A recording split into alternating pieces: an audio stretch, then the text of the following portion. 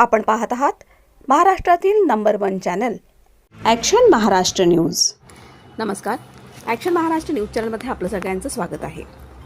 पुणे भूमी अभिलेखा कार्यालयाशेजारील मोकळ्या जागेतील पटांगणात असलेल्या दुचाकी आणि चारचाकी वाहनांना आग नियंत्रणात। पुणे भूमी अभिलेखा कार्यालयाशेजारील मोकळ्या पटांगणात साधारणतः 50 ते 60 दुचाकी वाहनं आणि 20 पेक्षा अधिक चारचाकी वाहनांना आग लागली होती। या चारचाकी वाहनांमध्ये बहुतांश शासकीय वाहने होती आणि त्यावर महाराष्ट्र शासन असं लिहिलेलं होतं। तर दुचाकी वाहने ही खासगी होती का शासकीय होती हे समजू शकले नाही। याबाबत पोलिसांना विचारले असता त्यांनी माहिती देण्यास नकार दिला।